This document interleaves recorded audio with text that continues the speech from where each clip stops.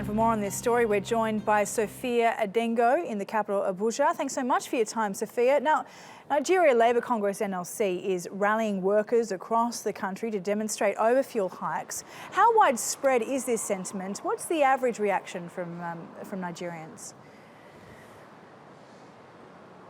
Well, Sally, when the threat of this strike was, brewing late last week, it was anticipated that the Nigerian government would indeed heed, what the Nigerian Labour Congress was putting forward in terms of what the average Nigerian was feeling, was that the 67% increase in price was too high and required a reviewing. Of course, late last evening, the Nigerian Labour Congress, along with the Nigerian government, was, in long deliberations over this very issue. And the Nigerian Labour Congress chose to walk out of that meeting late last evening and to go forward with their strike today, despite a government court, limiting the strike itself. And a lot of Nigerians really feel that for months there has been fuel scarcity and people have not been able to served at points of sale when it comes to fuel. However, this has now snowballed into, a price hike if indeed they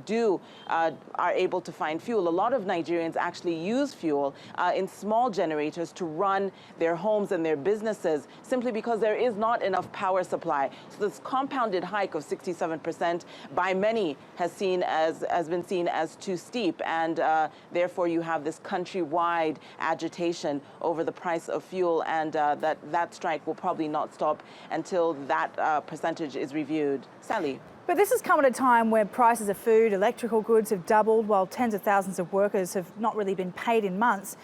I mean, many Nigerians say the government couldn't really have chosen a worse time to actually drop the fuel subsidy. Is the government able to justify this 67% price hike on fuel?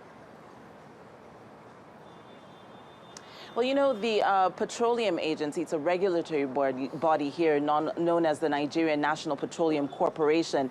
They are to marry what is happening in terms of the market and the average Nigerian to the price of fuel. And it is the heart of this issue, really, that the regulatory body has stuck with government in saying that the 67% increase from about 85 naira to about 145 naira for each, for a liter is really because of these fuel scarcities, and there is not enough refined fuel in the country, and therefore, because of market forces, the importation costs of more fuel to be able to supply to a population of over 180 million justifies a 67% increase at the moment. And that is why the labor unions are not, going to allow, more or less from their point of view, the blatant increase.